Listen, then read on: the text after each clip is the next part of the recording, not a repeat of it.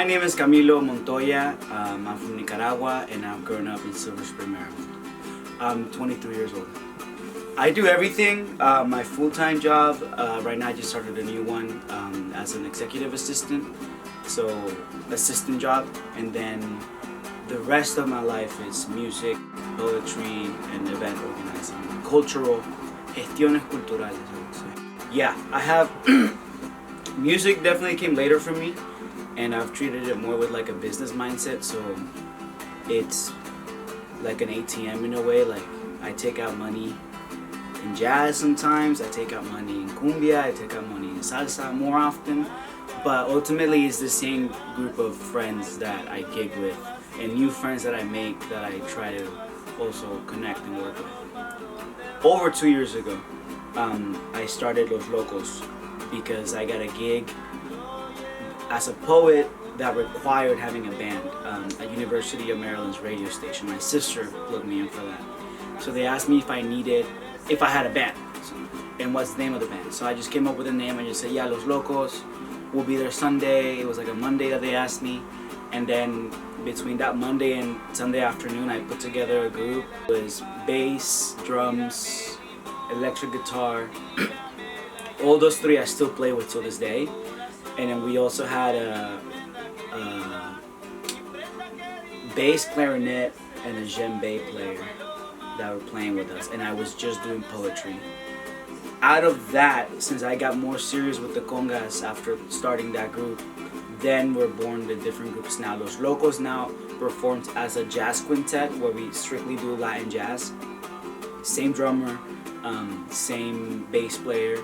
Out of two of my friends who are like the rotating bass players, and then we, instead of a guitar player, we have piano for the jazz, and then for the original Los Locos, where we now do cumbia and we do rock and more, still Latin but more like party type of music, still with poetry but very much more party. We do rock, cumbia, and then sometimes we throw a little bit of like Latin American folk if possible. I'm really passionate with that.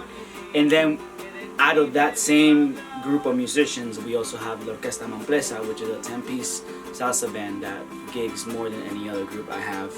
And it's like as of right now, I would say my priority. The congas are definitely my instrument. And then the jarana that I have one back here, and I have a few others. It's my second instrument. I'm not as tortured with this instrument as I am with this one. Like I don't take formal lessons with this. This is very much so fun, but it's serious and it's intentional. But my instrument is the congas.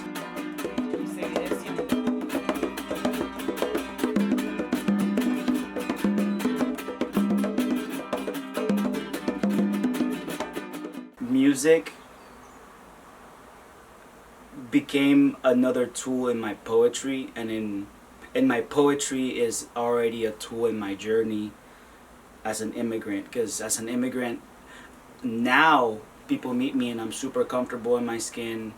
I do what I do, I talk how I talk, I go where I go. But there was a time where it felt like there was nowhere to go, no one to be, and I was just taking up space. So my journey as an immigrant in this country has led me to diving deeper into poetry, and the poetry wasn't working because it's hard to, it's hard to share your poetry, which is your heart and your soul, when poetry is not really something that grabs people's attention. It's like, I'm a spoken word artist, which is different from what I would call a page poet. And even with my spoken word that's intense and I project really well, it never quite grabbed people. I can't go to Mark's Cafe, I can't go to Hades and read a poem and anyone's going to listen to it. So instead of getting frustrated with that, which I was living in frustration for a while, we just started implementing the music as a way to package the poetry differently. Mm-hmm. And that, once I took that step, I went deeper in my practices, because I knew like, okay, I've had these things for a while, a different set, not this one. I play them every now and then. I like music that has congas in it, so I dove deeper into it out of necessity to best present the poetry. There's a lot of poems I've written years ago. Now we do them and now they make sense. Now they have an audience. Now people like the poem and they mention the poem.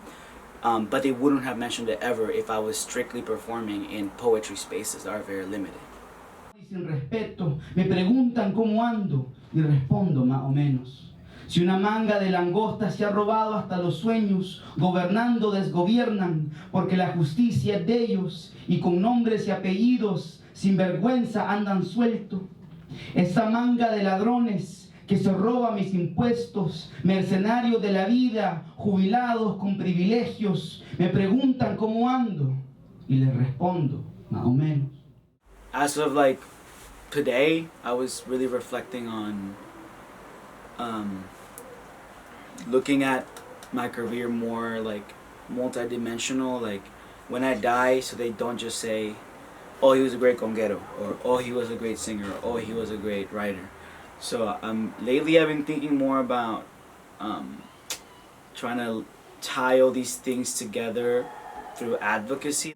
Going back to the business thing, like it's like all these musicians that I know, genuinely like 90% of them can't advocate for themselves. Like they're amazing, and if they're playing with you, they're like this big personality, but when it comes to advocating for themselves in the real world outside of music, like they're the worst at it. So I want to be able to not just walk around and be that guy who can book shows, but also be that guy who can say, yeah, I'm gonna take care of the people I play with, but also everyone else. I'm saying like I have that attitude where I'm gonna punch back. Most musicians, they might be tough guys when they're playing, but they're not tough guys when it comes to business. And I don't really like, I'll never be the best conguero. I'll never be the best jaranero. I'll never be the best. I'll like, there are people that while I'm sleeping and while I'm even at work are diving deeper into the same instrument at the same time as me in history. Like I'll never be the best, but I can be the person that because of how I'm wired, I can get those people places.